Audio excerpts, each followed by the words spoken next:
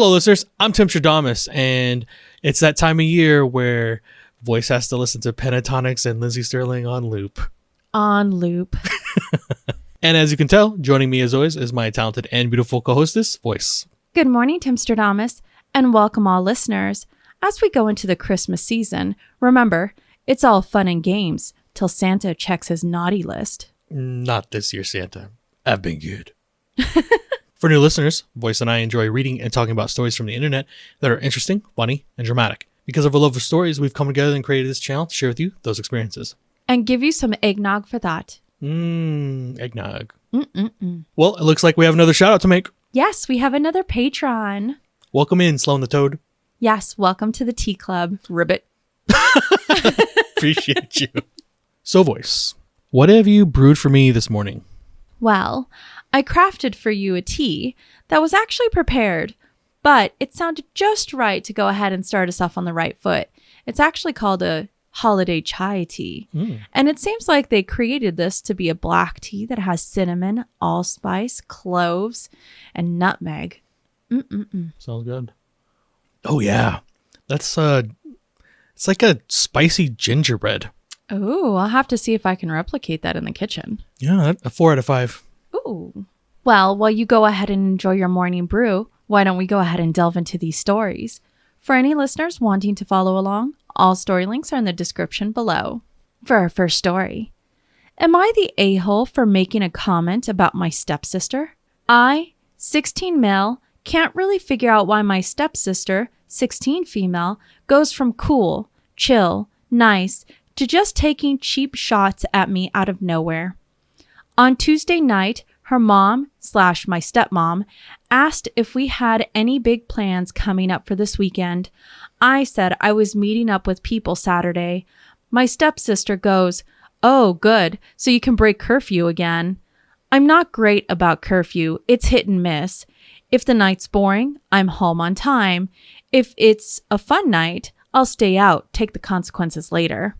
I told her that breaking curfew is a lot better than breaking the scale like her. The current issue that's taking over the house is my stepsister having a rough doctor's visit and getting classified as obese at 5'7", 219 pounds. She complained to her mom. Of course, I got lectured about what I said. Stepsister called me incorrigible. I told her to just focus on not eating all of the pie and fitting into her outfit. This led my stepmom to get my dad. My case was my stepsister doesn't need to worry about me and curfew and could have just as easily not made her comment. Am I the a-hole? Everyone's getting coals. They're stocking this year. Everyone. So let's see if we can get to the basics of it. Because I think we have 2 16-year-olds in this. Correct. Okay. They sound like 16-year-old siblings. Oh, yes. So that kind of leads me to what I'm about to say, is that both of the siblings are the a-holes in this situation. Maybe one a little more than the other, but they both suck here because not knowing the dynamics of their relationship, right? Because he doesn't explain that. They're step siblings, but are they on good terms? Have they made that type of relationship with each other? They can joke around like that. And I'm not sure if he misread that situation because his response to her was disproportionate. It was nastier than just her saying, "Hey, you're late." But he went straight for the jugular on that. And they're 16. I hope that, he got some good advice and maybe they're able to treat each other a little more kindly, because at the end of the day, understand that just because your feelings got hurt doesn't give you the right to hurt other people's feelings.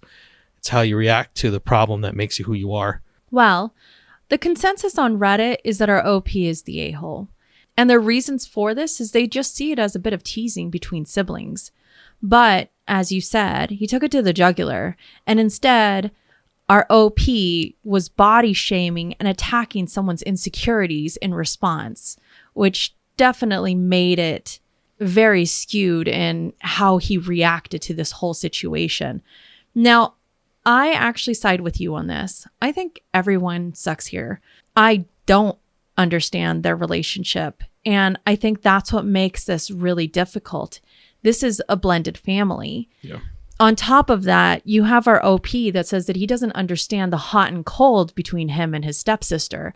Sometimes she's just fine, and then other times she's just taking shots at him out of nowhere, and he doesn't know how to respond to that. Rather, I don't hear from him here if he's communicated and told her, hey, your comments are actually really hurtful. I don't know if you're truly joking, but it doesn't feel like a joke to me. Yeah. Instead, he turns around and he tries to give her back the medicine that he feels, but I don't think that's the right way to go about things. And I really hope that he did, even though it was probably difficult to read, that he did read what some of the commenters put out there. Your response wasn't good. At the same time, I can also see it where if this is something that happens between the two of them, where he seems to attack back, that maybe it's something the parents should be stepping in. Because for me, this is a small problem that can turn into really big problems later on. Well, that goes back to not really knowing the relationship or how long they've been step siblings. And there's so much that goes into that cake that we have no idea about. And you can just, again, hope that they learn from the experience. And this story is not unlike a lot. I've seen where even if they're not step siblings or full siblings, they treat each other poorly because that's just the example that's been put out for them through their parents. The fact that I go back to is what I would consider to be fun teasing. That might not be how another person feels. They might feel attacked for it. Sure. And unless you make it clear that you're just teasing and having a good time, if they don't tell you anything and at the same time you don't clarify that you're just having fun, I can see where there's a bunch of miscommunication and a lot of toxic energy in the air where words get spouted that really should have just stayed in the mind. I mean, that even happens with adults, though. It where does. Someone's disproportionately answering someone else. I just hope that this doesn't set a bad precedence for their relationship. I'm sure they can figure it out. They're 16. Well, let's go ahead and go to our next story and see what's happening in this family. Am I the a-hole for grounding my son for lying to us about having a boyfriend and sleeping over at his house? So I'm posting here at the recommendation of my sister who thinks I've messed up. I, male 46, and my wife, female 46, have a son, Brian, male 16. Brian is a smart and wonderful kid, but a bit distant, spends most of his time in his room. We've always had a somewhat difficult time getting along with him, but he gets good grades and behaves. Brian goes to a college prep program high school in our city and is involved in many after-school activities and has a car to get around for them. My wife and I both work, so we can't drive him everywhere he needs to go. Also, we have made it clear since he was young that spending the night at a girlfriend's house is a no-no. Brian has never dated. We figured he was just a late bloomer, but last spring he made varsity soccer and befriended a senior teammate, Luke, male 18. Luke invited Brian to his graduation party, and after that they started hanging out a lot over the summer.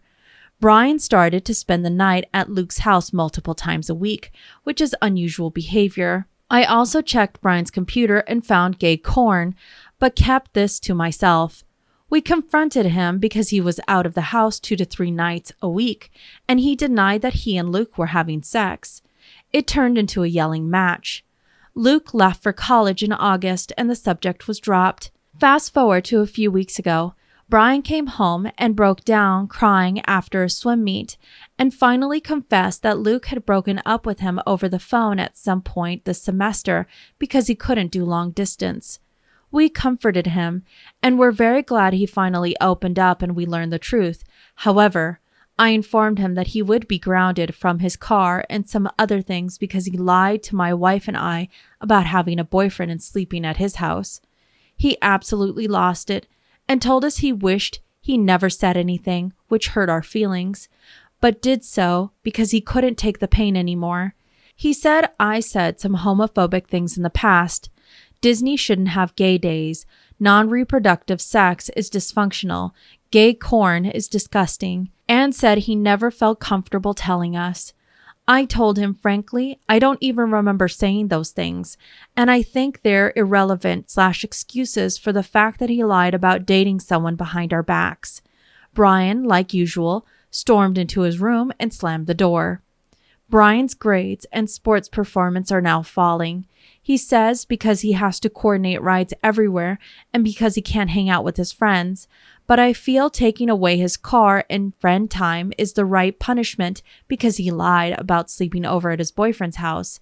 Am I the a-hole? Just to provide a bit of clarity from the comments section, our OP said that he's only grounded for a month and a half. Basically the entire time that he lied to them. We have a strong candidate for the Wiener Jacket of the week. It's funny because his son is explaining to him why exactly he's had to lie about who he is to his parents. And he's not seeing that at all. Your son is telling you he's seen you say homophobic things throughout your guys' relationship together. Well, that would lead someone to hide things. And lie. So is it more your son problem or is it a you problem that you're still failing to see now? Because it's pushed your son to this extreme where he has had to hide everything about himself. You know a couple of things about him, that he plays sports and he gets good grades. I didn't hear anything else outside of you digging on his computer and coming to the conclusion that your son is gay and that you clearly don't like that. In my opinion, you are the a-hole. So is your wife. Regardless of who your son chooses to love and be in a relationship with, that shouldn't impact how you are towards them when they go through, in this case, a breakup. I think we're dealing with a 16 or 17-year-old. 16. Especially when you're telling me that he's a late bloomer. This will be the first time he's ever come to you about that type of situation. And you met him with, by the way, thank you for clearing up your lies. Now you're in trouble. So you doubled down on what he's been going through? All for what? What did you teach him? In that moment, when you're being as strict as you could possibly be, what did you teach him in values in that moment? Hide what you truly feel and keep lying about it. Yep, that's the values you just taught your son. So you need to do some reassessing. I'm certain you've done a lot more damage than you think you have to that relationship. There's a reason why he doesn't spend time with you. He's already saying that how there's so much distance between them. It's because of you that you've created those things. I always get my mind blown when people talk about their 16, 17-year-old kids and how fortunate we are with our son. We have never had those issues. In fact, it's the opposite. He wants to hang out too much. But I love it. We appreciate the time we get and we understand that it's not forever. And I wish more parents would understand that. And if your kids are pulling away from you, sometimes it is outside circumstances, but more often than not, it's you and what you're doing to them. And I know it's really hard to, especially as parents, to look and hold yourself accountable. But in this scenario, you definitely need to start because you're going to find out that you're going to be put on the no contact list soon. But in the end, I truly do believe that you are the a-hole. Well, the consensus on Reddit is that our OP is definitely the a-hole. In fact, the simplicity of it is, your distant son decided to open up to you, not just about his sexuality, but about his feelings. And your response was to turn around and punish him because he wasn't comfortable with you and he lied to you. Clearly, you created an environment that wasn't a safe place for him to feel open, to talk about these things. And yes, Timstradamus, you're also right. His wife is equally at fault here and is also the a-hole. If you had any kind of suspicion or inkling, this should have been started as a conversation. Even if it's, look, you might be interested in some of this and this that could be going on. Just know that I love you no matter what you decide. Just a simple conversation of opening up like that. I mean, that's how we do it with our son. All we've ever told him growing up is, no matter who you love, we're still going to love you. Always. That never changes.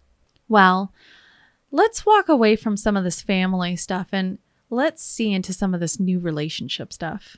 For our next story, am I the a-hole for keeping asking the girl I'm seeing about her name tattoo? So I'm 27 male dating this girl, 24 female, for about a month now. And the last time we got together, I noticed she has a very small tattoo on the back of her neck. I had never seen it before because it's covered by her hair. Now, here's the weirdest thing. She has my name tattooed. So obviously the first thing I thought was that she made a tattoo after me, which would be insane given we're only going out for a few weeks, and this is still a casual relationship. But she told me that it is not about me. It's about someone else that has the same name, just a coincidence. I look closer and notice the tattoo seems old and faded, so it definitely wasn't done recently. Either way, I was obviously intrigued, so I asked, "Is someone in your family?" And she just said no and didn't provide any additional information. So it was clear she didn't want to tell me who this person is or was. But now there's suddenly this missing piece of information about her, and I simply can't let this go. So I kept asking her, was it a friend? Was it an ex? Until she lost her patience and told me it's none of my business. Am I the a-hole for keep pushing her to tell me who it was? Also worth saying, she has no more tattoos besides this one, so it seems even more meaningful. My interest has been piqued. So our OP is 27 and his girlfriend is 24. He said they're casually dating right now. Correct. Okay. Only for about a month. Casually dating can mean a wide range of different things today. So I don't know what that truly means for him, but it definitely doesn't mean that they're ready to start talking about intimate and close details about their past. And that's something that he didn't recognize, because it sounds like he's willing to push past boundaries that I think he clearly knows are there because she was not forthcoming with the information. If someone isn't that way, especially when you're a month into a relationship, if someone's giving you cold feet on a question you're giving them, you normally feel those things. And to think that you are owed that response when you want it is a bad thing. So you're an a-hole.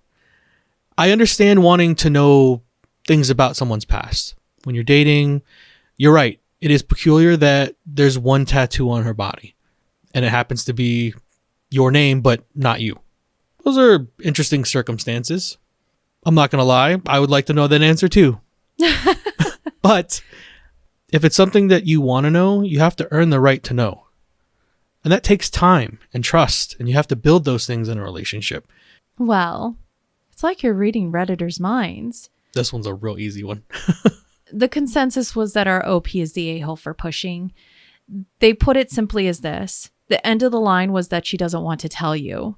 You're both newly dating, and you need to learn to respect boundaries. Simply those three things. At 27, you would think he would already be picking up on those type of hints. But this is why he's on the dating scene. I only hope the best for them and, that. But yeah, definitely learn. Well, let's go on to our last story of the day. And I did save the best for last. Oh, no. These have been... It's hard to think that there's a best. I can't wait. Am I the a-hole for wearing a white dress to a wedding after being specifically requested to by the bride? Nuh-uh. Oh my God, my head is such a jumble right now. Let me try to make sense of all of this. When I, 26 female, was 5, we moved, and our next door neighbors had a girl my age named Bella, 27 female. We immediately connected and grew up thick as thieves. Our families were also close. I moved a couple of hours away for college while Bella stayed home. She would come visit me frequently, stay with me, and we had great times. I met Barrett, 26 male now, in an econ class sophomore year and realized we had a lot of friends in common. He was smart, attractive guy, so we ended up hooking up a few times after study sessions. It was fun, but there wasn't really long-term chemistry, so we remained friends. We never even talked about dating. We weren't close after that, but we were on group text threads together and saw each other frequently at parties. I introduced Bella to Barrett at a party senior year, and it was love at first sight for her. She interrogated me about him, and I informed her of our history. She seemed pretty upset about the fact that we hooked up, but I assured her that there was absolutely nothing romantic there and that she had my blessing to pursue him. She did, and after a few months, they started officially dating. She was over the moon. I was happy. She was happy. I graduated and accepted a job 6 hours away from home. Shortly afterwards, Bella and Barrett ended up moving in together in my hometown. I visited them frequently at first, but life got busy, so we ended up seeing each other annually at holidays. Last Christmas, my family hosted a Christmas Eve party with our two families, at which Barrett proposed to Bella. It was a heartfelt proposal, and everyone was thrilled for them. Bella wanted to talk about nothing but wedding planning that holiday, and we had tons of fun brainstorming ideas together. There were no signs of what was to come. Over the next few months, I expected to be formally asked to be Bella's maid of honor. She had mentioned this over the holidays, but the ask never came. She started screening my calls. Finally, I received a save the date in the mail and still hadn't heard from her about whether I was in the wedding, so I got her on the phone and asked her. She told me that she had thought it through and didn't think that I should be in the wedding at all because I live so far away. She thought it would make coordinating bridal events too difficult. She was making her cousin, who she doesn't even like, her maid of honor. I was pretty hurt by this. I was her closest and oldest friend. I introduced her to her fiancé and was friends with him too. I told her that I could get the time off work, would buy plane tickets, whatever was required of me to participate, that I didn't think that it was going to be as challenging as she thought. She shrugged this off. Instead, she directed the conversation to whether I was going to be bringing someone to the wedding. I was a little confused by this question because I had just had a bad breakup and she knew all about what went down. I told her that since I wasn't seeing anybody currently, I'd probably be attending solo. She told me that she would keep my +1 open until the last possible minute and encouraged me to try to find a date so I wouldn't be lonely. I thought this was a nice gesture, but reassured her that with my family present and tons of mutual friends from college and our hometown that I would be fine. The next few months passed without much incident. I didn't hear a ton from Bella. I probably could have reached out more, but I was still stinging a bit from not being asked to be in her wedding party. I also saw on social media that she had an engagement party that she had not told me about or invited me to. That also hurt, but I didn't say anything. I figured we were just growing apart. It happens. Then 6 weeks prior to the wedding, I got a call from Bella. She told me that one of her bridesmaids had dropped out and that she was hoping that I could fill in. I wouldn't be going to any of the events as those were already booked, but I would be in the wedding party. I was thrilled and relieved and accepted immediately. She told me that she was doing a reverse color palette for the bridal party where all the bridesmaids and groomsmen were wearing white and she and the groom were wearing black. This didn't seem that strange. Bella has always liked to stand out and has unconventional taste. She apologized for the late notice and asked if I could find a white dress in time. I had a white slip dress already that would work and sent her a picture of it on the call to see if it would work. She verbally approved it and tagged it with a thumbs up on the text chain. This will be important later. The wedding was at noon, so we were supposed to meet to do hair and makeup at the venue at 8 a.m. I left my parents' home early and arrived in sweats with my dress in a bag and greeted Bella and the other girls. We had fun drinking champagne and getting ready. About 2 hours prior to the ceremony, Bella told everybody to get our dresses on so we could do some pictures. I grabbed my bag and went into the bathroom to change and tweak my makeup. When I re-entered the room, every last bridesmaid was in a blue dress. I was the only one in white. My stomach dropped. My heart raced back to the conversation I had with Bella. She had said white, right? I hadn't misheard? No, I was certain. She had called out the reverse color scheme. I had Googled it. No, this was a setup. Bella was in the middle of the room in a bathrobe with a resigned look on her face. She said to her cousin, I told you she was going to do something like this." Her cousin approached me and asked what I was wearing. I mumbled that Bella had told me to wear white. Bella didn't even blink. She stared back and huffed out a laugh and said something about how of course I would have to make today all about me. The cousin started screaming at me, going off on me about how I was jealous, in love with Barrett, and how completely unhinged I was. Honestly, I froze in that moment. I was so spun around by how fast everything went from great to shit. I couldn't even find the words to defend myself. Eventually, I stammered out that I had another dress at my parents' house and could go home and change. Bella said something like, "I think we both know that this is the end of our friendship. I've given you too many chances. It's time for you to go." I started to cry. I didn't really know what was happening or what she was talking about, but I knew that whatever was going down was really bad. Finally, my legs started to work again and I fled. I left all of my things at the venue and just ran to my car and went home, sobbing in the white dress. About a half hour later, my phone blew up. Texts from nearly everyone in my life telling me that I was bitter, that I was a whore, that I needed to grow up and get over my jealousy, asking how I could do that to Bella. Even my mother sent me a text telling me how disappointed she was in me and that we'd talk when they'd get home. I did what any rational person could do in this situation. I broke into my parents' liquor cabinet and got drunk. As a result, the conversation when my parents finally arrived home was somewhat confused. My dad wouldn't even look at me, and my mom and I kept talking past each other. She outright didn't believe that I had been told to wear white, and I didn't understand why. Then finally she said something like, "Because of everything else that happened." And I was like, "What are you talking about? What does that mean?" And she said, "You know, your ultimatums to Bella." The next few hours revealed the truth. Over the last several months, Bella has been building a fiction with nearly everyone in my life that I am mentally unstable and madly in love with Barrett.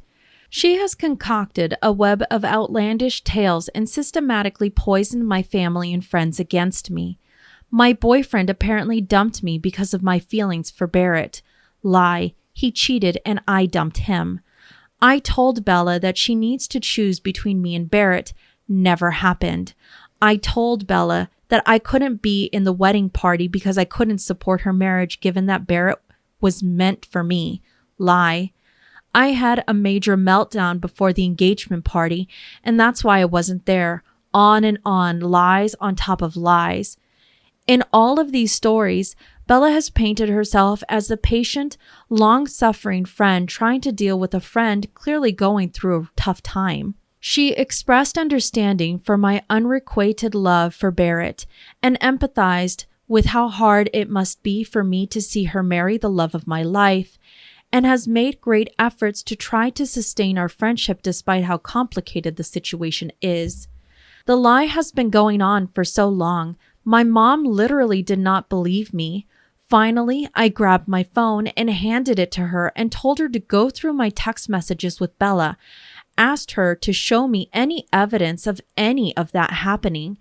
It was when she was scrolling through reading our messages that she saw the picture of the white dress I had sent Bella and her thumbs up on it. I had completely forgotten about it. The absence of any ultimatums or Barrett drama in our texts and the picture of the approved dress flipped my mom. She finally believed me. She was horrified that she had bought into a false narrative. She called my dad into the room and explained what was what. My dad isn't the type of person you want to piss off. We had to spend significant energy trying to calm him down so he didn't walk next door and rip the house from the foundation. My mom still says that I'm a bit of an a-hole because I should never have assumed that I could wear white to someone's wedding. I should have confirmed with the other bridesmaids about what they were wearing, and that was part of my job as a member of the bridal party. Fine, I own that. But it doesn't change the fact that I never meant to hurt Bella, and she had been setting me up for this epic fall for months. The next day, hungover on multiple levels, I sent screen caps of my call history with Bella and the photo of the approved dress text to multiple people. Unfortunately, this is where my occupation works against me. I am a graphic designer, and people believe I photoshopped the image. Trust me, if I was going to Photoshop some proof, it would have been a hell of a lot more compelling than somebody liking an image. So pretty much nobody believes me except my mom, dad, and one of the other bridesmaids. One of Bella's friends from college I don't know well. She was there during the dress incident, and she found me on social media and DM'd me that she could tell from the stunned look on my face that I was telling the truth. She said that Bella had a pretty bad case of COVID at the beginning of the year, and ever since then had changed as a person, becoming cruel and self-absorbed. She said the wedding events had been horrific, and Bella was a monster, and she was planning on going no contact now that it was done. So that's 3 people out of hundreds that don't think I'm an a-hole. Everybody else does. My reputation destroyed, my life in tatters. I don't think I'm the a-hole, but I submit myself to Reddit's judgment. Am I the a-hole? This was the Spasimitabo. Is Bella the friend that's getting married? Correct. Okay. She's the one that concocted all of the lies against our OP. Yeah, and they were childhood friends. This isn't someone that she like newly bumped into in life. They've been thick as thieves from the start. Since 5 years old. And this is how you choose to, in my mind, show her jealousy for the fact that ROP was, I guess, had dated or was in a short-term fling with, who's the gentleman again? Barrett. That's how she chooses to show that jealousy? Correct. Because that thing sounds like it bored into Bella's mind and she couldn't just let it go. That her longtime friend had, I guess, had any type of relationship with her boyfriend. This is the thing. I understand being upset about those type of things if you never knew about it going into the relationship and your best friend never disclosed any of it to you at the start. I agree with that. But that's not what happened. She was very forefront with that information and even gave her friend the blessing to have the relationship. So I'm not seeing where it would have gone off the rails outside of your friend needs to go get herself into some type of therapy, because she's made this entire storyline up in her head. And that's a very dangerous thing to do, by the way. I know they said something about how she had gotten sick at the beginning of the year and like changed her. I don't know how much credence there is into that. I just think that when people start getting any type of like power or momentum in their life, you're getting to see who they actually are. It's just allowing them to show you who they are. I think people believe that the only thing that can get sick in your body is just your body. Your mind is also included in that. And if you have toxic feelings and you let that fester, it will start twisting you as a person. Could you imagine being put through any of that? Where your entire hometown looks at you as this ultimate villain. And then how dare you show up to this wedding and you put on a white dress? The setup for this, it belongs in a movie. Oh, it does. I'm not sure what the end game is here. Like, to destroy someone so thoroughly. Yeah, I'm shocked because I don't know if I've heard a tale like this before. So I know, like me, you probably feel this is potentially untrue. Sure. However, I've been reading through the comments section, and there are a lot of people that came forward saying they have dealt with similar instances. That's insane. Apparently, it's very predominant in smaller hometowns. Now, I've always grown up in major cities. And on top of that, I've always had to deal with moving around a lot. But apparently, they say what ends up happening is you move away from your hometown. That person starts poisoning all the people with either gossip, rumors, or made up situations. And then they come back. And because they're not there to defend themselves or to be around, everything that is believed about them is just all false narrative. And it tarnishes their reputation in the entire town. And it makes it to where essentially when it comes to that town, that entire faction of the community essentially hates on one person for these made up lies when they weren't even there to begin with. Bella is 100% a bully. You got to see a lot of ugly on a lot of people you know. And I'll leave it off with this. Shame on your parents for not coming to you first about any of that, because I think that if that's our son, I'm going straight to the source. I'm not going to let anything poison the well. That's a big drop of the ball, especially when you had to go to the point where you had to show your mother that phone and then calm your father down about this event. Take your head out of your ass. It shouldn't have even come to that. So, in my opinion, OP, you are not the a-hole. Well, our consensus on Reddit is that our OP is definitely not the a-hole. In fact, everybody came out and said Bella is unhinged and evil. Now, our OP does add more detail into the comment section. I'm not going to go ahead and read all of the comments there because she actually puts in quite a bit of detail. And I do appreciate it because it flushed out some of it for me. Let me just go ahead and provide some key points on what she added in the comment section. Our OP said, there was a lot of miscommunication between my mom and I. My parents are pretty low emotional quality and uncomfortable with emotions and drama, so they didn't pry too deeply. My mom would ask me questions like, so Bella told me a little bit about what is going on. Are you okay? And I would assume she was talking about my cheating ex, where my mom was actually talking about my unrequited love for Barrett. And I would respond with something like, I'm struggling a little, but I'm getting through it. I'll be okay, thanks, Mom. And that is how we kept talking past each other. Looking back, there were a few things my mom said that confused me, but I didn't seek clarity at the time. Additionally, one of the things that our OP put down at the very end of one of her comments was, yeah, my relationship with my parents is, well, I think I'd need a whole additional AITA post for that. It's complicated. I can just imagine how devastated our OP really is to find out that her childhood friend would not only sacrifice their friendship, but then would try and sabotage our OP's friendship with everybody in their hometown and then throughout college too. That's absolutely baffling. As a third person looking in, you can be there to support whoever you want to listen to, but you shouldn't be there to actually eat up everything that gets told to you as 100% the truth, because everybody's got their skewed perspectives. And while some things might be right, there's a lot of people who would like to make themselves to be the hero of their story, even at the detriment of making somebody else a villain when there was no villains. That one's just a really bad story.